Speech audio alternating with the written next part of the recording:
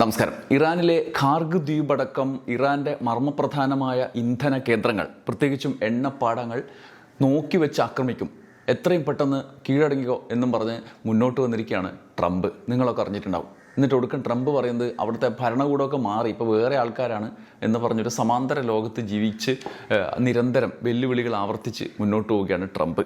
അതായത് ഇറാനിലെ ഭരണകൂടത്തെ മാറ്റാനിറങ്ങി പുറപ്പെട്ട ട്രംപ് എത്തപ്പെട്ട അവസ്ഥയാണ്. മാത്രമല്ല, മറ്റൊരു ചിത്രം കൂടി ഞാൻ നിങ്ങളെ കാണിക്കാം. ഇതാണ് അമേരിക്കയിൽ ഇറാൻ യുദ്ധത്തിന് ഇറങ്ങി പുറപ്പെട്ട് അവിടുത്തെ ഭരണകൂടത്തെ മാറ്റാൻ ഇറങ്ങി പുറപ്പെട്ട് മുന്നോട്ട് പോയ ട്രംപിൻ്റെ നാട്ടിൽ ട്രംപിനെ മാറ്റണം എന്ന് പറഞ്ഞിട്ട് ഭയങ്കര പ്രതിഷേധമാണ്. ട്രംപ് മാറണം എന്ന് പറഞ്ഞിട്ട്. ഈ ചിത്രം കാണുമ്പോൾ നിങ്ങളൊരിക്കും ഇത് ഇറാനിലെ ചിത്രമാണ്. ഇറാനിലെ അല്ല, അമേരിക്കയിൽ തന്നെയാണ്. അമേരിക്കയുടെ ഹൃദയം ട്രംപിനെതിരെ മിടിച്ചുകൊണ്ടിരിക്കുകയാണ്. ട്രംപിൻ്റെ യുദ്ധവെറിക്കെതിരെ അമേരിക്കൻ ജനത ഒന്നാകെ തെരുവിലിറങ്ങിയ കാഴ്ചയാണ് ശനിയാഴ്ച ലോകം കണ്ടത്. അതിൻ്റെ ഞെട്ടലിൽ ഇപ്പോഴും ട്രംപ് മുക്തനായിട്ടില്ല. ഇറാൻ യുദ്ധത്തിനും ട്രംപിൻ്റെ കുടിയേറ്റ വിരുദ്ധ നടപടികൾക്കുമെതിരെ അണിനിരുന്നത് 50 സംസ്ഥാനങ്ങളിലായി 3200 റാലികളിലൂടെ ലക്ഷക്കണക്കിന് മനുഷ്യരാണ്. നോ കിങ്സ് എന്ന മുദ്രാവാക്യം ഉയർത്തി കഴിഞ്ഞ വർഷം റാലി നടന്നത് നിങ്ങൾ ചിലരെങ്കിലും ഓർക്കുന്നുണ്ടാവും. അതിൻ്റെ ആവർത്തനം ഇപ്പോൾ റാലിയിലൂടെ ട്രംപിനെതിരെ അമേരിക്കയിൽ എത്ര ആഴത്തിൽ പ്രതിഷേധം ഉയരുന്നു എന്ന് വ്യക്തമാക്കുന്നതാണ്. കുടിയേറ്റക്കാർക്കെതിരെ ട്രംപ് ഭരണകൂടത്തിൻ്റെ ഏറ്റവും ഒടുവിലത്തെ നടപടി ഉണ്ടായ മിനസോട്ടയുടെ തലസ്ഥാനം സെന്റ് പോൾ നഗരത്തിൽ മാത്രം 3 ലക്ഷത്തിലേറെ പേർ ഈ പ്രതിഷേധത്തിൽ അണിനിരന്നു. വാർത്താ ഏജൻസികളിൽ വിശദമായ ചിത്രങ്ങളൊക്കെ വന്നിട്ടുണ്ട്. മാധ്യമങ്ങൾ ചിലതൊക്കെ മലയാളത്തിൽ നിങ്ങൾ കണ്ടിട്ടുണ്ടോ എന്നറിയില്ല, റിപ്പോർട്ട് ചെയ്തിട്ടുണ്ട് ഈ വാർത്ത. അതുകൊണ്ട് തന്നെ അന്തർദേശീയ ശ്രദ്ധ നേടിക്കഴിഞ്ഞു. ഐസ് ഏജന്റുമാരുടെ വെടിയേറ്റ് മരിച്ച റെന്നി ഗുഡിൻ്റെയും അലക്സി പെട്രിയുടെയും ചിത്രങ്ങൾ ഉയർന്ന റാലിയിൽ ഇറാനിലെ യുദ്ധത്തിനെതിരെയും മുദ്രാവാക്യങ്ങൾ ഉയർന്നു. ന്യൂയോർക്ക്, ഡാലസ്, ഫിലാഡൽഫിയ, വാഷിംഗ്ടൺ തുടങ്ങിയ വൻ നഗരങ്ങളിലെ റാലികളിലും 10,000 പങ്കെടുത്തു. മാൻഹാട്ടനിൽ നടന്ന റാലിയിൽ ഹോളിവുഡ് താരം റോബർട്ട് ഡി നീറോ അടക്കം പ്രമുഖർ സംബന്ധിച്ചു. ഡാലസിൽ റാലിക്കെത്തിയവരും ട്രംപ് അനുകൂലികളും തമ്മിൽ സംഘർഷവും ഉണ്ടായി. 1000-ഓളം പേർ അറസ്റ്റിലായി. ഇപ്പോഴും അറസ്റ്റ് തുടരുന്നുണ്ട് എന്നൊക്കെയാണ് റിപ്പോർട്ടുകൾ. കഴിഞ്ഞ വർഷം നടന്ന നോ കിങ്സ് റാലികൾ സംഘടിപ്പിച്ച ഇൻഡിവിസിബിൾ എന്ന സംഘടനയുടെ നേതൃത്വത്തിലാണ് ശനിയാഴ്ചത്തെയും തുടർന്നുള്ളതുമായ പരിപാടികൾ. റോം, ലണ്ടൻ, പാരീസ് അടക്കം വിവിധ യൂറോപ്യൻ നഗരങ്ങളിലും റാലി നടന്ന വാർത്തകൾ ഇപ്പോൾ വന്നുകൊണ്ടിരിക്കുന്നുണ്ട്. ഈ സാഹചര്യത്തിലും ട്രംപ് ഇറാന് നേരെ അമേരിക്കയിലെ ഈ പ്രതിസന്ധിയെ മറികടക്കാനുള്ള നീക്കമായിട്ടാണ് പുതിയ നടപടികൾ പ്രഖ്യാപിക്കുന്ന, വെല്ലുവിളികൾ നടത്തുന്നതും ഒക്കെ അങ്ങനെ ഒരു ദുരുദ്ദേശത്തോടു കൂടിയാണ് എന്ന വ്യാഖ്യാനം അമേരിക്കയിൽ തന്നെ ഉയർന്നു വരികയാണ്. നിലവിലെ സാഹചര്യം ഇറാനോട് ഉള്ള സമീപനത്തിൽ 10 ദിവസം സമയം അനുവദിച്ചിട്ടുണ്ട്. അത് കഴിയാറായിട്ടുള്ള ഏപ്രിൽ 6 വരെ നീളുന്ന ആ സമയം നമ്മുടെ മുമ്പിലുണ്ട്. ഇതിനിടയിൽ എന്തൊക്കെയാണ് നടക്കാൻ പോകുന്നത്? ട്രംപിന് നിരന്തരമായി സ്വന്തം നാട് മുതൽ ഇറാൻ വരെയുള്ള സ്പേസുകളിൽ നിന്നും തിരിച്ചടികൾ, അത്തരം ഇടങ്ങളിൽ നിന്നും കനത്ത തിരിച്ചടികൾ നേരിടേണ്ടി വരുന്ന സാഹചര്യമുണ്ട്. എന്തൊക്കെയാണ് നിലവിലെ സാഹചര്യം എന്ന് നമുക്ക് നോക്കാം. ഇറാനിൽ ഭരണമാറ്റത്തിനായി രാജ്യത്തലവനെയും കൊന്ന് സാധാരണ മനുഷ്യരെയും കൊന്ന് യുദ്ധം മുന്നോട്ട് കൊണ്ടുപോയി ഒടുക്കം ട്രംപിൻ്റെ കസേരക്ക് ഇളക്കം തട്ടി എന്നാണ് പ്രാഥമികമായി നമുക്ക് മനസ്സിലാക്കാൻ പറ്റുന്നത്. US പൗരർ തെരുവിലിറങ്ങിയത് മാത്രമല്ല, കുടുംബത്തുള്ളവരും പറഞ്ഞു തുടങ്ങി ഇറങ്ങിപ്പോകാൻ എന്നുള്ളതാണ് അമേരിക്കയിൽ നിന്ന് വരുന്ന വാർത്ത. നോ കിങ്സ് റാലിക്ക് അനുഭവം പ്രകടിപ്പിച്ച് ട്രംപിൻ്റെ സഹോദര പുത്രി മേരി ട്രംപ് എക്സിൽ പങ്കുവച്ച കുറിപ്പാണ് ട്രംപാണ് മാറാൻ പോകുന്നത് എന്ന് പ്രഖ്യാപിച്ചത്. ഡൊണാൾഡ് ട്രംപ് ഒടുവിൽ ഭരണമാറ്റത്തിന് വിധേയനാകാൻ പോവുകയാണ്. ഇറാനിലല്ല, അമേരിക്കയിൽ. ഇവിടെ രാജാക്കന്മാരില്ല എന്ന് മേരി കുറിച്ചു. ക്ലിനിക്കൽ സൈക്കോളജിസ്റ്റും എഴുത്തുകാരിയുമായ മേരി ട്രംപ് തൻ്റെ യൂട്യൂബ് ചാനലിലൂടെയും ട്രംപിൻ്റെ ഇറാൻ നയത്തെ വിമർശിച്ച് രംഗത്തെത്തിയത് അമേരിക്കൻ മാധ്യമങ്ങളിൽ വലിയ വാർത്തയാണ്. ഈ യുദ്ധം എണ്ണമറ്റ ജീവനുകളും കോടിക്കണക്കിന് ഡോളറുകളും നഷ്ടപ്പെടുത്തും. ഇറാൻ ജനതയെ സ്വതന്ത്രരാക്കാനല്ല, വ്യക്തി താല്പര്യം സംരക്ഷിക്കാനാണ് ട്രംപ് യുദ്ധത്തിന് ഇറങ്ങിയത്. അമേരിക്കയിൽ താൻ വലിയ പ്രതിസന്ധിയിലാണ് എന്ന് ട്രംപിന് അറിയാം. അപമാനം ഒഴിവാക്കാനുള്ള തന്ത്രങ്ങളുടെ ഭാഗമാണ് യുദ്ധം എന്നും മേരി ട്രംപ് പറയുന്നു. അതിനിടയിൽ ട്രംപിന് കനത്ത തിരിച്ചടിയായി ബ്രിട്ടൻ രംഗത്തെത്തി. വലിയ നിലപാട് പ്രഖ്യാപനം ബ്രിട്ടൻ തങ്ങളുടെ നേരത്തെയുള്ള നിലപാട് കടുപ്പിച്ചുകൊണ്ട് നടത്തി. ആദ്യം വിമുഖത പ്രകടിപ്പിച്ചുവെങ്കിലും ബ്രിട്ടനിലെ US-ന്റെ വ്യോമത്താവളങ്ങൾ, പിന്നാലെ ഇറാൻ യുദ്ധത്തിന് അനുവദിച്ച ബ്രിട്ടീഷ് നേതൃത്വം ഈ യുദ്ധത്തിൽ ഞങ്ങൾക്ക് പങ്കില്ല എന്ന് പരസ്യ പ്രഖ്യാപനവുമായി രംഗത്ത് വന്നിരിക്കുകയാണ്. ഇറാനിലേക്ക് ബ്രിട്ടൻ സൈന്യത്തെ അയക്കില്ല എന്ന് പ്രധാനമന്ത്രി കെയ്ൻ സ്റ്റാമർ പറഞ്ഞു. ഇത് ഞങ്ങളുടെ യുദ്ധമല്ല, ഇതിലേക്ക് വലിച്ചിഴക്കപ്പെടാൻ ബ്രിട്ടൻ ആഗ്രഹിക്കുന്നില്ല. ഹോർമൂസ് കടലിടുക്ക് തുറക്കാൻ സഹായിക്കുന്നതിനുള്ള ശ്രമങ്ങൾ ബ്രിട്ടൻ തുടരും, എന്നാൽ യുദ്ധത്തിൽ പങ്കാളികളാകില്ല എന്നും കെയ്ൻ സ്റ്റാമർ വ്യക്തമാക്കി. അതിനിടെ ഇറാൻ യുദ്ധത്തിൽ നേരത്തെ എടുത്ത നിലപാടിൽ മാറ്റമില്ലെന്ന് പ്രഖ്യാപിച്ച സ്പെയിനും ബ്രിട്ടന് പിന്നാലെ രംഗത്തെത്തി. ഇറാനെതിരായ ആക്രമണങ്ങളിൽ US വിമാനങ്ങൾക്ക് തങ്ങളുടെ വ്യോമപാത അനുവദിക്കില്ല എന്ന് സ്പെയിൻ പ്രതിരോധ മന്ത്രി മാർഗരിറ്റ റോബിൾസ് പറഞ്ഞു. യുദ്ധവുമായി ബന്ധപ്പെട്ട പ്രവർത്തനങ്ങൾക്കായി സൈനിക താവളങ്ങൾ ഉപയോഗിക്കാനോ വ്യോമപാത ഉപയോഗിക്കാനോ അനുവദിക്കില്ല. മാർച്ച് ആദ്യവാരം തന്നെ സൈനിക താവളങ്ങൾ ഉപയോഗിക്കുന്നത് നിരോധിച്ചിരുന്നു. ഈ നിരോധനം നീട്ടിയെന്നും മാർഗരിറ്റ റോബിൾസ് പറഞ്ഞു. നേരത്തെ ട്രംപ് സ്പെയിനിൻ്റെ നിലപാടിനെതിരെ രംഗത്ത് വന്നത് നിങ്ങൾ ശ്രദ്ധിച്ചിട്ടാവും. സ്പെയിനിനെതിരെ വ്യാപാര ഉപരോധം വരെ ട്രംപ് പ്രഖ്യാപിച്ചിരുന്നു. എന്നാൽ നിലവിൽ അക്കാര്യത്തിൽ നടപടിയിലേക്കൊന്നും കടന്നിട്ടില്ല. എന്ത് വന്നാലും നടപടിയിലേക്ക് കടന്നാലും ഇല്ലെങ്കിലും യുദ്ധത്തിന് തങ്ങളുടെ ഇടം വിട്ടുതരില്ല എന്ന ഉറച്ച നിലപാട് സ്പെയിൻ ആവർത്തിച്ച് പ്രഖ്യാപിക്കുകയാണ്.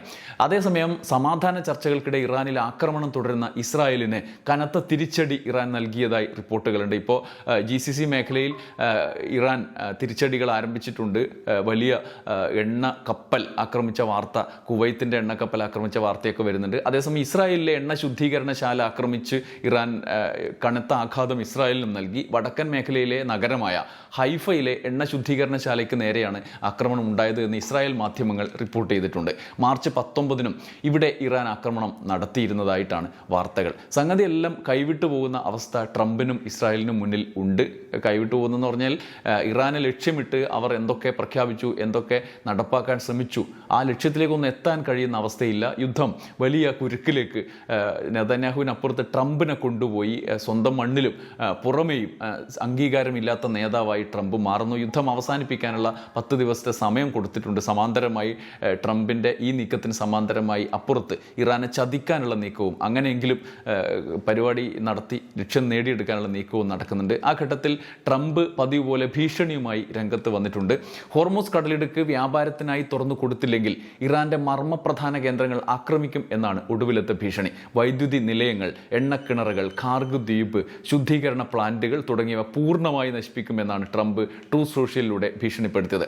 ഇറാനിലെ പുതിയതും വിവേകപൂർണവുമായ ഭരണകൂടം അവിടെ വന്നിരിക്കുകയാണ്. അവരുമായി ഞങ്ങൾ ചർച്ച നടത്തി വരികയാണ്. കഴിഞ്ഞ 47 വർഷമായി ഇറാൻ ഭരണകൂടം അമേരിക്കൻ സൈനികരടക്കമുള്ളവരെ കൊലപ്പെടുത്തിയതിനുള്ള പ്രതികാരമായിരിക്കും ഇതെന്നും അദ്ദേഹം പറഞ്ഞു. എന്ത് പ്രതികാരം? അങ്ങോട്ട് പോയി അവർ തിരിച്ചടിച്ചപ്പോൾ, അവർ പ്രതിരോധിച്ചപ്പോൾ മരിച്ചുപോയതാണ് അമേരിക്കൻ സൈനികർ. അതിൻ്റെ പേരിൽ പുതിയ വൈകാരിക തലം ഉയർത്തി അമേരിക്കയുടെ ഈ പ്രതിഷേധം മാറ്റി മറിക്കാനുള്ള നീക്കമാണ് യഥാർത്ഥത്തിൽ ട്രംപ് ചെയ്യുന്നത്. US-ഉം ഇറാനും തമ്മിൽ ചർച്ച നടക്കുകയാണ് എന്ന വാദം ഇറാൻ തള്ളിക്കളഞ്ഞിട്ടുണ്ട്. നയതന്ത്രത്തിൻ്റെ ഭാഷ സംസാരിക്കുമ്പോൾ എങ്ങനെയാണ് യുദ്ധം തുടരുക എന്നാണ് ഇറാൻ്റെ ചോദ്യം. കരയുദ്ധത്തിനുള്ള പദ്ധതി സമാന്തരമായി ട്രംപ് നടപ്പാക്കുന്നത് സമാധാനത്തിൻ്റെ പേരിൽ ചതിക്കാനുള്ള നീക്കമാണെന്നാണ് ഇറാൻ്റെ നിലപാട്. എന്നാൽ ഖാർഗ് ദ്വീപ് പിടിച്ചെടുക്കണോ വേണ്ടയോ എന്നത് സംബന്ധിച്ച് ഇതുവരെ തീരുമാനമെടുത്തിട്ടില്ല. വേണമെങ്കിൽ പിടിച്ചെടുക്കും എന്നാണ് ട്രംപിൻ്റെ നിലപാട്. യഥാർത്ഥത്തിൽ ഫിനാൻഷ്യൽ ടൈംസിനോട് സംസാരിക്കുമ്പോൾ ട്രംപിൻ്റെ അഭിപ്രായ പ്രകടനം വിശദീകരിച്ച് അദ്ദേഹം പറഞ്ഞിട്ടുണ്ട്. അങ്ങനെ വേണ്ടി വന്നാൽ ഞങ്ങൾ നിരവധി മാർഗങ്ങൾ അവലംബിക്കും. സത്യം പറഞ്ഞാൽ ഇറാൻ്റെ എണ്ണ പിടിച്ചെടുക്കുന്നതാണ് എനിക്കിപ്പോൾ ഏറ്റവും ലഹരിയായ കാര്യം. ഖാർഗ് ദ്വീപിൻ്റെ നിയന്ത്രണം US-ന് ഏറ്റെടുക്കാൻ കഴിയും. എന്നാൽ അത്തരമൊരു നീക്കത്തിന് അവിടെ ദീർഘകാല സൈനിക സാന്നിധ്യം അല്ലെങ്കിൽ സൈനിക പദ്ധതി നടപ്പാക്കുന്നതിനായിട്ടുള്ള ബ്ലൂ പ്രിൻ്റ് വേണ്ടിവരും. ചിലപ്പോൾ ഞങ്ങൾ ഖാർഗ് ദ്വീപ് പിടിച്ചെടുത്തേക്കാം, ഇപ്പോഴില്ല, അല്ലെങ്കിൽ ചിലപ്പോൾ പിടിച്ചെടുക്കണമെന്ന് വിചാരിച്ചാൽ മാത്രം. ഞങ്ങൾക്ക് നിരവധി ഓപ്ഷനുകളുണ്ട്. ദ്വീപ് പിടിച്ചെടുക്കാൻ തീരുമാനിച്ചാൽ കുറച്ചു കാലം ഞങ്ങൾ അവിടെ തുടരേണ്ടി വന്നേക്കാം. കരയുദ്ധത്തെക്കുറിച്ചുള്ള സൂചന നൽകിക്കൊണ്ടാണ് ട്രംപ് പറയുന്നത്. അതേസമയം ഹോർമൂസ് തുറന്നു തന്നില്ലെങ്കിൽ ഖാർഗ് പിടിച്ചെടുക്കും, ഒപ്പം ഈ പറഞ്ഞ പോലെ പ്രധാനപ്പെട്ട കേന്ദ്രങ്ങൾ ആക്രമിച്ച് നശിപ്പിക്കും എന്നും ട്രംപ് വെല്ലുവിളിക്കുന്നുണ്ട്. ഖാർഗ് ദ്വീപിലെ ഇറാന്റെ പ്രതിരോധ സംവിധാനങ്ങൾ ദുർബലമാണ് എന്ന നിഗമനമാണ് ട്രംപ് അവതരിപ്പിക്കുന്നത്. അവർക്ക് അവിടെ കാര്യമായ പ്രതിരോധ ശക്തിയൊന്നുമില്ല, അതുകൊണ്ട് ഞങ്ങൾക്ക് എളുപ്പത്തിൽ ദ്വീപ് പിടിച്ചെടുക്കാൻ കഴിയും എന്നാണ് ട്രംപ് പറയുന്നത്. നേരത്തെ ഖാർഗ് ദ്വീപ് ആക്രമിച്ചതും കൈപൊള്ളിയതുമൊക്കെ നമ്മുടെ ഓർമ്മയിൽ വാർത്തകളായി നിറഞ്ഞു നിൽക്കുന്നുണ്ട്. അതൊക്കെ അവിടെ നിൽക്കെയാണ് ട്രംപിൻ്റെ ഈ വീരവാദം. വെനസ്വേലയിൽ US സ്വീകരിച്ച സമീപനവുമായി താരതമ്യം ചെയ്താണ് ട്രംപ് ഖാർഗ് ദ്വീപ് പിടിക്കാനുള്ള നീക്കത്തെ ഇപ്പോൾ വിശേഷിപ്പിക്കുന്നത്. ജനുവരിയിൽ വെനസ്വേലൻ പ്രസിഡന്റ് നിക്കോളാസ് മഡുറോയെ തട്ടിക്കൊണ്ടുപോയത് അവിടുത്തെ എണ്ണ വ്യവസായം അനിശ്ചിതകാലത്തേക്ക് നിയന്ത്രിക്കാനാണ് എന്നുള്ള ഉദ്ദേശം അദ്ദേഹം വെളിപ്പെടുത്തി. ട്രംപ് കഴിഞ്ഞ ദിവസം നടത്തിയ മറ്റൊരു പ്രധാനപ്പെട്ട ബഡായി കൂടി പൊളിഞ്ഞിട്ടുണ്ട്. അതായത് ഇറാൻ പരമോന്നത നേതാവ് മുജ്തബ ഖമനേയി കൊല്ലപ്പെട്ടു, ഇപ്പോൾ ജീവിച്ചിരിപ്പില്ല എന്ന് ട്രംപ് വീണ്ടും കഴിഞ്ഞ ദിവസം പറഞ്ഞിരുന്നു. അതിന് പിന്നാലെ ഇറാൻ ജനതയ്ക്കുള്ള ഒപ്പം തങ്ങൾക്ക് നന്ദി അറിയിക്കേണ്ട ജനതയ്ക്കുള്ള സന്ദേശവുമായി മുജ്തബ ഖമനേയി രംഗത്തെത്തി. അമേരിക്കയ്ക്കും ഇസ്രായേലിനും എതിരായ യുദ്ധത്തിൽ നൽകിയ പിന്തുണയ്ക്ക് ഇറാഖിലെ ജനങ്ങൾക്കും അദ്ദേഹം നന്ദി രേഖപ്പെടുത്തി. ഇറാന്റെ പരമോന്നത നേതാവിൻ്റെ സന്ദേശം പുറത്തു വന്നതായി ഇറാനിയൻ മാധ്യമങ്ങളാണ് റിപ്പോർട്ട് ചെയ്തത്. ഖമനേയിയുടെ രേഖാമൂലമുള്ള സന്ദേശമാണ് വന്നത്. ജനങ്ങൾക്കും മതനേതൃത്വത്തിനും ഇറാഖിലെ ജനങ്ങൾക്കുമാണ് നന്ദി അറിയിച്ചുകൊണ്ട് സന്ദേശം അയച്ചത്. ഇസ്രായേലിൻ്റെ വ്യോമാക്രമണത്തിനിടെ പരിക്കേറ്റ മുജ്തബ സുഖം പ്രാപിച്ചു വരുന്നതായി ഇറാനിയൻ സ്റ്റേറ്റ് ടെലിവിഷൻ റിപ്പോർട്ട് ചെയ്തിട്ടുണ്ട്. ഇറാനിയൻ ഉദ്യോഗസ്ഥർ ഇത് സ്ഥിരീകരിക്കുന്നുണ്ട് എന്നാണ് വാർത്തകൾ. അതേസമയം മുജ്തബയെ വധിക്കുമെന്ന ഇസ്രായേൽ US പദ്ധതിയെ മറികടക്കാൻ അദ്ദേഹത്തിൻ്റെ നീക്കങ്ങൾ അതീവ രഹസ്യമായി മാത്രമാണ്. അതുകൊണ്ടുകൂടിയാണ് പൊതുവേദികളിൽ പ്രത്യക്ഷപ്പെടാത്തത് എന്നാണ് സൂചന. ഇതേ സമയം പ്രഖ്യാപിച്ച കാര്യം നടപ്പാക്കാൻ കഴിയാതെ കുരുക്കിലായ ഇസ്രായേൽ US രഹസ്യാന്വേഷണ ഏജൻസികൾ മുജ്തബയെ കണ്ടെത്താനുള്ള പെടാപ്പാടിൽ ആണ്. അതുകൊണ്ട് വെല്ലുവിളിച്ച് ട്രംപ് ഇങ്ങനെ മരിച്ചു എന്നൊക്കെ ആവർത്തിച്ച് പറഞ്ഞിട്ട് മുജ്തബയെ പൊതുവേദിയിൽ പ്രത്യക്ഷപ്പെടുത്തുക, അങ്ങനെ അദ്ദേഹത്തിലേക്ക് എത്താനുള്ള വഴികൾ തെളിയിക്കുക, അങ്ങനെ ആക്രമിച്ചു കൊല്ലുക എന്നുള്ളതാണ് പുതിയ തന്ത്രം. അതിനെ മറികടക്കും മുജ്തബ എന്നുള്ളതാണ് അദ്ദേഹത്തിൻ്റെ നിലപാട്. അത് സമർത്ഥമായി മറികടക്കുകയും ഈ കാര്യത്തിൽ ഇസ്രായേലിനെയും US-നെയും കബളിപ്പിക്കാനും അവർക്ക് കഴിഞ്ഞു. അതിൻ്റെ രോഷമാണ് ഇപ്പോഴും നെതന്യാഹുവും ട്രംപും പലപ്പോഴും പ്രകടിപ്പിക്കുന്നത്. അതിൻ്റെ ഇറാൻ്റെ ആക്രമണത്തിൻ്റെ പേരിൽ US നടത്തിയ ക്രൂരമായ ചെയ്തികളുടെ വിവരങ്ങൾ പുറത്തു വരുന്നുണ്ട്. ഏറ്റവും ഒടുവിൽ ഇറാനിലെ ലഹമർദ് പട്ടണത്തിൽ കഴിഞ്ഞ മാസം നടത്തിയ മാരകമായ ആക്രമണം US-ൻ്റെ ഏറ്റവും പുതിയ മിസൈൽ പരീക്ഷണമായിരുന്നു എന്ന റിപ്പോർട്ടുകൾ പുറത്തു വന്നിട്ടുണ്ട്. സാധാരണ ആയുധങ്ങൾ ആളൊഴിഞ്ഞ ഇടങ്ങളിൽ പരീക്ഷിക്കുക, തെരഞ്ഞെടുത്ത അതത് രാജ്യങ്ങളിലെ സമീപനം, കടലിലോ മറ്റ് പൊതു മൈതാനങ്ങളിലോ ആളുകൾ ഇല്ലാത്ത ഇടങ്ങളിൽ, ജനവാസമില്ലാത്ത ഇടങ്ങളിൽ പരീക്ഷിക്കുക. അതിനുശേഷം രാജ്യത്തിൻ്റെ സുരക്ഷയ്ക്ക് വേണ്ടി വന്നാൽ യുദ്ധ മേഖലകളിൽ പരീക്ഷിക്കുക എന്നുള്ളതാണ് പതിവ്. എന്നാൽ ഇറാൻ യുദ്ധത്തിൻ്റെ പശ്ചാത്തലത്തിൽ അമേരിക്ക ജനവാസ മേഖലകളിൽ തന്നെ മിസൈൽ പരീക്ഷണം നടത്തി. ലഹമർദിലെ ജനവാസ മേഖലകളിൽ പതിച്ച മിസൈലിൻ്റെ ദൃശ്യങ്ങൾ വിശകലനം ചെയ്ത പ്രതിരോധ വിദഗ്ധർ ഇത് അമേരിക്കൻ സൈന്യത്തിൻ്റെ പുതിയ ആയുധമായ പ്രിസിഷൻ സ്ട്രൈക്ക് മിസൈലാണെന്നാണ് പറയുന്നത്.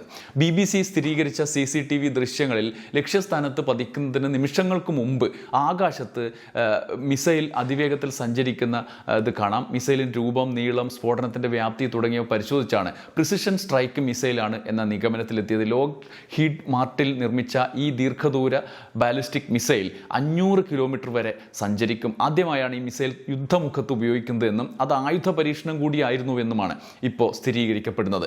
ജനവാസ കേന്ദ്രങ്ങളിലെ കെട്ടിടങ്ങളിലും ഒരു സ്പോർട്സ് ഹാളിലുമാണ് അന്ന് മിസൈൽ പതിച്ചത്. ഈ ആക്രമണത്തിൽ 21 പേർ കൊല്ലപ്പെട്ടിരുന്നു എന്നാണ് ഇറാൻ ഔദ്യോഗിക മാധ്യമങ്ങൾ നൽകിയ വിവരം. കൊല്ലപ്പെട്ടവരിൽ 12 വയസ്സുള്ള വോളിബോൾ താരവും ഇൽഹാം സയേരിയും 2 വയസ്സുള്ള പിഞ്ചു കുഞ്ഞും ഉൾപ്പെടുന്നു. ആയുധ പരീക്ഷണം എന്നതിനപ്പുറം സിവിലിയൻ കേന്ദ്രങ്ങളെ US-ഉം ഇസ്രായേലും തെരഞ്ഞുപിടിച്ച് ആക്രമിച്ചതിൻ്റെ വിശദാംശങ്ങൾ കൂടിയാണ് ഇപ്പോൾ പുറത്തു വരുന്നത്. തങ്ങൾ ഒരിക്കലും സിവിലിയൻ ലക്ഷ്യങ്ങളെ ആക്രമിക്കാറില്ലെന്ന് US സെക്രട്ടറി പീറ്റ് ഹെക്സെയ്ത്ത് ഏറ്റവും ഒടുവിൽ മണിക്കൂറുകൾക്ക് മുമ്പും ആവർത്തിച്ചത് വ്യാജമാണ് എന്ന് വെളിപ്പെടുത്തുന്ന വിവരങ്ങളാണ് ഈ ആയുധ പരീക്ഷണത്തിൻ്റെ ക്രൂരമായ വിവരങ്ങൾ. ട്രംപിനിപ്പോൾ ചുരുക്കത്തിൽ ഈ തങ്ങളുടെ ക്രൂര നീക്കങ്ങൾ ലോകത്തിന് മുന്നിൽ വെളിവാക്കപ്പെടുന്നതിൻ്റെ പ്രശ്നങ്ങളുണ്ട്. ഇസ്രായേൽ എവിടെയും എത്താത്ത, ട്രംപിനെ യുദ്ധത്തിലേക്ക് തള്ളിയിട്ടിട്ടും എവിടെയും എത്താത്തതിൻ്റെ അസ്വസ്ഥതകളുണ്ട്. ആഭ്യന്തരമായി അതത് രാജ്യങ്ങളിൽ നെതന്യാഹുവിനേക്കാൾ വലിയ ഭീഷണി ട്രംപ് അവിടെ നേരിടുന്നുമുണ്ട്. ചുരുക്കത്തിൽ ഇറാനെതിരായ വെല്ലുവിളികൾ ആണ് ഇപ്പോൾ അന്തരീക്ഷത്തിൽ. അത് മാത്രമാണുള്ളത്. ഇറാനാണെങ്കിൽ കനത്ത നിലയിൽ പ്രതിരോധിച്ച് നിൽക്കുകയും ചെയ്യുന്നു. ഇറാൻ്റെ ഭരണകൂടം മാറ്റി പാവഭരണകൂടം അവിടെ ഏർപ്പാടാക്കാൻ വേണ്ടി ഇറങ്ങി പുറപ്പെട്ട ട്രംപ് ഇപ്പോൾ താൻ തന്നെ, തൻ്റെ കസേര തന്നെ ഇളകിപ്പോകുമോ എന്ന അമേരിക്കൻ ജനതയുടെ മുദ്രാവാക്യത്തിന് മുന്നിൽ വിറച്ച് നിൽക്കുകയാണ് എന്നുള്ളതാണ് യാഥാർത്ഥ്യം. ഇനി എന്തൊക്കെ നടക്കുമെന്ന് കാത്തിരുന്ന് കാണാം. നന്ദി, നമസ്കാരം.